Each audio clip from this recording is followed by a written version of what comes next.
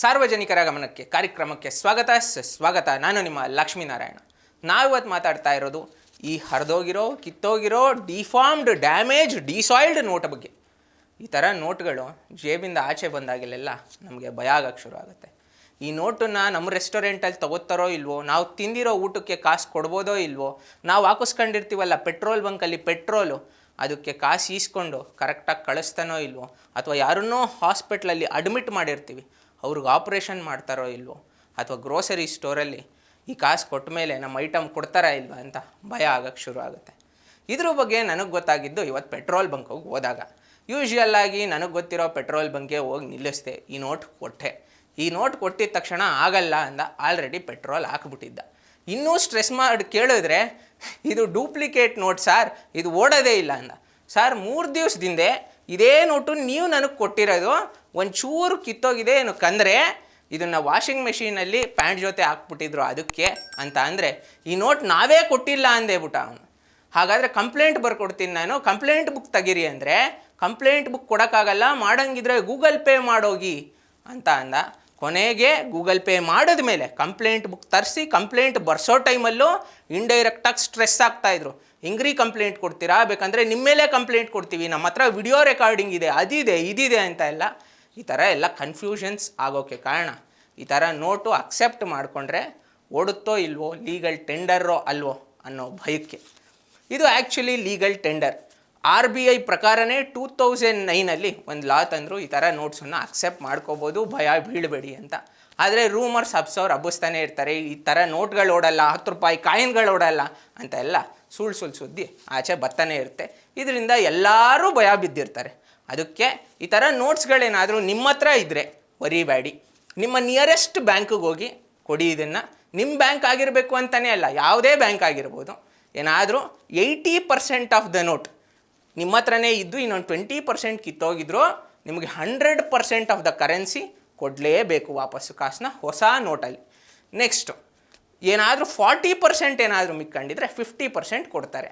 ಅದಕ್ಕಿಂತ ಕಮ್ಮಿ ಇದ್ದರೆ ಏನೂ ಮಾಡೋಕ್ಕಾಗಲ್ಲ. ನೋಟು ಹೋದಾಗೆ ನಿಮ್ಮ ಕಾಸು ಗೋತಾ ಅಂತ ಅರ್ಥ. ನಾವೇ ಏನಕ್ಕೆ ಹೋಗಿ ಡೆಪಾಸಿಟ್ ಮಾಡಬಾರ್ದು ಬ್ಯಾಂಕಲ್ಲಿ? ಪೆಟ್ರೋಲ್ ಬಂಕಲ್ಲಿ ಏನಕ್ಕೆ ಅಕ್ಸೆಪ್ಟ್ ಮಾಡ್ಕೋಬೋದಲ್ಲ? ಪೆಟ್ರೋಲ್ ಬಂಕಲ್ಲೇ ನಾವು ಕೊಟ್ಟಿದ್ದನ್ನು ಅಕ್ಸೆಪ್ಟ್ ಮಾಡ್ಕೋಬೋದಲ್ಲ. ಆದರೆ ಅವ್ರು ಅಕ್ಸೆಪ್ಟ್ ಮಾಡ್ಕೊಳ್ಳಲ್ಲ. ಬಿಸ್ನೆಸ್ಗಳು, ಪೆಟ್ರೋಲ್ ಬಂಕು, ಅಂಗಡಿ, ಹಾಸ್ಪಿಟ್ಲು, ನಿಮ್ಮ ಮಾಲ್ಗಳಲ್ಲೂ ನೀವೇನು ಹೊಸ ಗರ್ಗರಿ ನೋಟು, ಈಗಲೇ ಪ್ರಿಂಟ್ ಆಗಿರೋ ನೋಟೇನು ಕೊಡ್ತಾ ಇಲ್ಲ. ನೀವೂ ಕೊಡ್ತಾ ಇರೋದು ಒಂಚೂರು ಡ್ಯಾಮೇಜ್ ಆಗಿರೋ ನೋಟೆ, ಹಳೆ ನೋಟ್ಗಳೇ. ಆದ್ದರಿಂದ ನೀವು ಅಡ್ಜಸ್ಟ್ ಮಾಡ್ಕೊಂಡು ನಮಗೂ ಹೆಲ್ಪ್ ಮಾಡಿದ್ರೆ ಎಷ್ಟು ಚೆನ್ನಾಗಿರೋದು. ಆದರೆ ಒಂಚೂರು ಡ್ಯಾಮೇಜ್ ಆಗಿದ್ರೆ ಸಾಕು, ನೀವೂ ಗಲಾಟೆ ಮಾಡ್ತೀರಾ, ಅದಕ್ಕೆ ನಾವು ಗಲಾಟೆ ಮಾಡ್ತೀವಿ. ನನ್ನ ಪ್ರಕಾರ ಈ ಥರದ್ದು ನೋಟ್ಗಳನ್ನ ನಾವು 50 ರೂಪಾಯಿಗೆ 100 ರೂಪಾಯಿಗೆ ಬ್ಯಾಂಕಿಗೆ ಹೋಗಿ ಡೆಪಾಸಿಟ್ ಮಾಡೋದಕ್ಕಿಂತ ಬಿಸ್ನೆಸ್ಗಳು ಒಟ್ಟಿಗೆ ತೊಗೊಂಡೋಗಿ ಬ್ಯಾಂಕಲ್ಲಿ ಡೆಪಾಸಿಟ್ ಮಾಡೋದು ಒಳ್ಳೆಯದು. ಏನಕ್ಕಂದರೆ ಅವ್ರ ಹತ್ರ ಇನ್ನೂ ಜಾಸ್ತಿ ಪವರ್ ಇದೆ. ಆದರೆ ಅವರು ಅಕ್ಸೆಪ್ಟ್ ಮಾಡ್ತಾ ಇಲ್ಲ. ಇವಾಗ ಮಾಡಲೇಬೇಕು. ಏನಕ್ಕಂದರೆ ನಮ್ಮಂಥ ಕಸ್ಟಮರ್ಸ್ ಹೋದಾಗ ಪ್ರಾಬ್ಲಮ್ ಆಗೋಕ್ಕೆ ಶುರು ಆಗುತ್ತೆ, ನಮ್ಗಳಿಗೂ ಭಯ ಆಗೋಕ್ಕೆ ಶುರು ಆಗುತ್ತೆ. ಏನಾದರೂ ಜಾಸ್ತಿ ಮಾತಾಡಿದ್ರೆ ನಿಮ್ಮ ಮೇಲೆ ಕೇಸ್ ಹಾಕ್ತೀವಿ ಅಂತ ಹೆದರಿಸ್ತಾರೆ. ಇದು ನಿಲ್ಲೇಬೇಕು. ಇದೇ ಥರ ಎಷ್ಟೊಂದು ಜನ ಈ ಥರ ನೋಟಿಂದ ಪ್ರಾಬ್ಲಮ್ ಅನುಭವಿಸಿದವರು ಇದ್ದೇ ಇದ್ದಾರೆ. ನಿಮಗೆ ನೆನಪಿರ್ಬೋದು, 2016-17 ನೋಟು ಬ್ಯಾನ್ ಮಾಡ್ತೀವಿ ಅಂದಾಗ, ಲೀಗಲ್ ಟೆಂಡರ್ ಇರಲ್ಲ, 500, 1000 ಅಂದಾಗ ಎಮರ್ಜೆನ್ಸಿ ಸರ್ವಿಸಸ್, ಹಾಸ್ಪಿಟಲ್ಗಳು, ಮೆಡಿಕಲ್ ಶಾಪ್ಗಳು, ಪೆಟ್ರೋಲ್ ಬಂಕ್ಗಳಲ್ಲೂ ಒಂದೊಂದು ಸಾರಿ ಅಕ್ಸೆಪ್ಟ್ ಮಾಡ್ತಾನೆ ಇರಲಿಲ್ಲ. ಇದರಿಂದ ಸಾವಿರಾರು ಜನ ಸತ್ತೋದ್ರು ಕಣ್ರಿ. ಹೇಗೆ ಗೊತ್ತಾ? ಆಪ್ರೇಷನ್ ಟೇಬಲ್ ಮೇಲಿದ್ರು, ಈ ನೋಟ್ ಓಡಲ್ಲ ಅಂದಾಗ ಆಪ್ರೇಷನ್ನೇ ಮಾಡಲಿಲ್ಲ. ಎಷ್ಟೊಂದು ಜನ ಹಾಸ್ಪಿಟಲ್ ಮೇಲೆ ಕಿಡಿ ಶಾಪ ಹಾಕಿದ್ರು.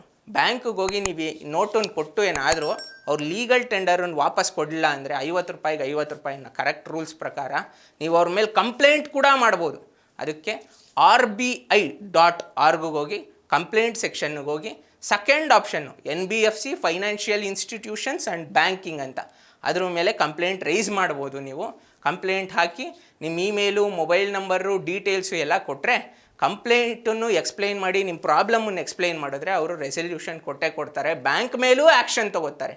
ಈ ನೋಟ್ನ ಮುದುರ್ಲಿ, ಧೂಳಿಡ್ದಿರಲಿ, ಕಾಲಲ್ಲಿ ಹಾಕ್ಕೊಂಡು ತುಳಿಲಿ, ಇದು ಒಂಚೂರು ಹರಿದೇ ಹೋಗಿರಲಿ, ಇದಕ್ಕೆ ವ್ಯಾಲ್ಯೂ ಯಾವಾಗಲೂ ಇದ್ದೇ ಇದೆ.